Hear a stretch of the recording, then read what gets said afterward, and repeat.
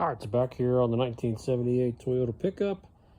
So I pulled the rear end out of the way, and all the bars off and everything, and I got, freaking mess as always. So got finish weld on these brackets on this side. So those are all ready to go. Did all the rest of the welding around those brackets as well. So those are filled in, and then got the notch cut out. So I ran the suspension through the travel, and when it compressed 1.5 inches, it just moved forward 1/8. And so, I'm only have like 2.5 inches of travel.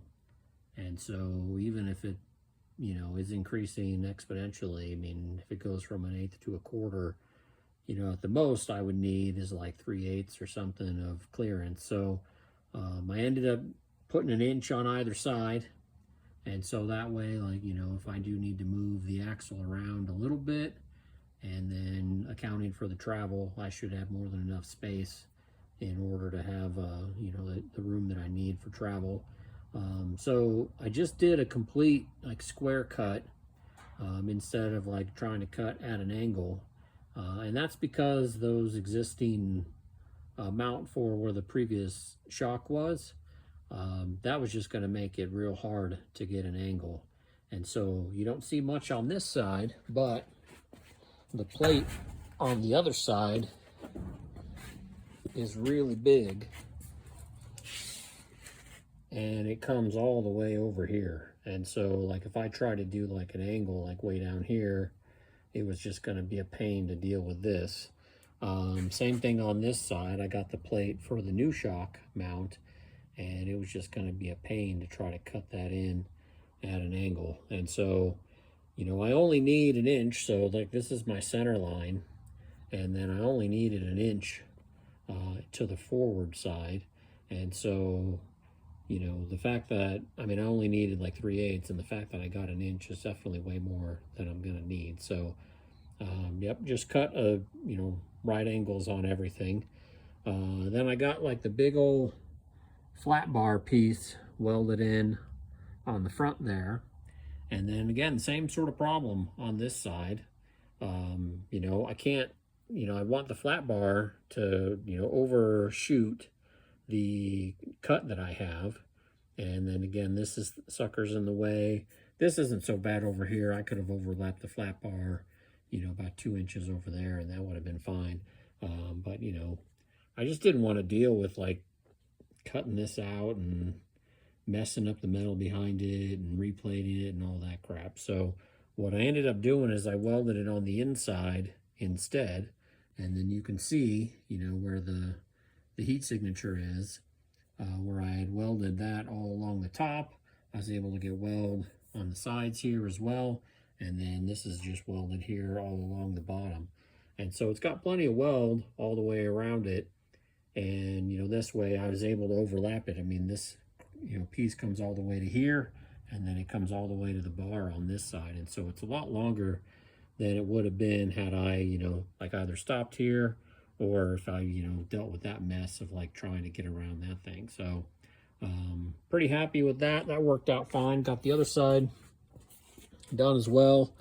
And then, I got the same problems over here. So I got the shock mount on this side, and then I got the panhard bar mount on the other side.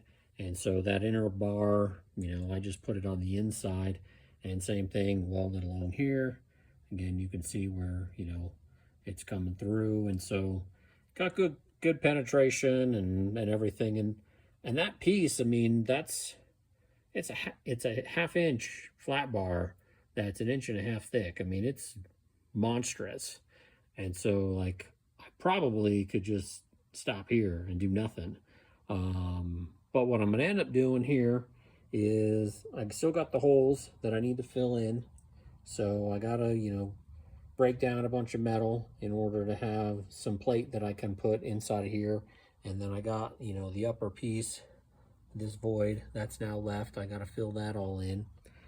So I got to break down some metal and cut that to size and get all that squared away. And then what I think I'll also do is I'll tie that flat bar that's on the front end, and then I'll make another plate that sits across the entire thing. So it'll go to the front edge of the flat bar, and then it'll come all the way here, and it'll tie that whole section in. And so, follow the contour of the existing frame. The other reason why I want to do that is I want to tie it in to the panhard bar mount as well. So I'll bring that all the way over, and I'll be able to tie it to the back side of the panhard bar mount as well. This inside of the frame is, it's probably like 16 gauge or something. It might be 12, but it's definitely not 8. And so, the other stuff, you can see that frame there is thick. So that's like 1/8 on the outside. So the top part of the frame wrapped around the front side, and then it wraps around about halfway on the bottom is all that, thicker 1/8 inch stuff. And then the inside stuff is, again, I think it's 16 or 12, I don't really know. And so,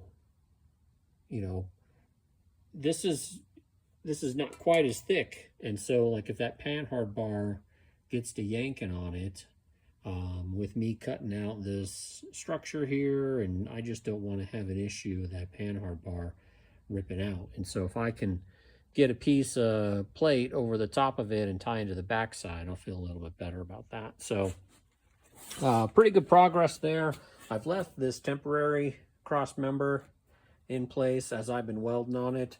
The way I figure it is with like the shock mount that I had already put in place is going to keep everything real tight. There's a cross member in the rear, and then I got this cross member as well.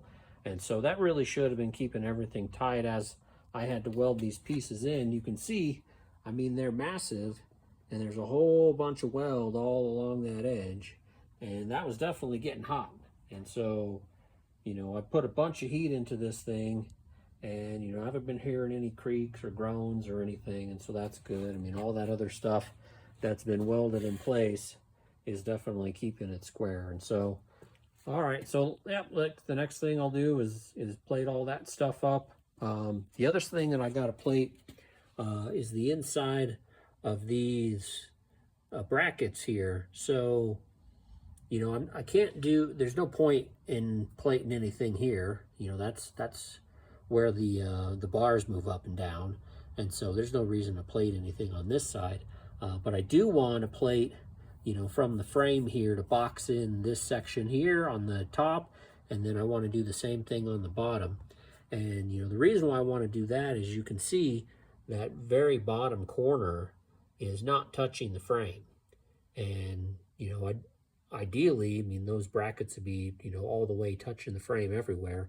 And it's close, but it's not touching the frame on the bottom either. So I'll cut a little piece of steel to fill in that section and tie that bottom section better to the frame, because I just don't like how it's not fully touching everywhere. And then I'll do the top part as well, just to keep dirt and grime and everything out of there. This section here, there's, like I said, there's no reason for me to box that. So I got plenty of, bigger pieces of steel, and I'll just have to break them down so I can use them for all this stuff. So like I said, I got all the plating around the notches, the top, all of that stuff. So it'll just be a bunch of boring, breaking down metal for the next little bit. But after that, I'll be able to box it in and should be good to go. All right, thanks. See you in the next one.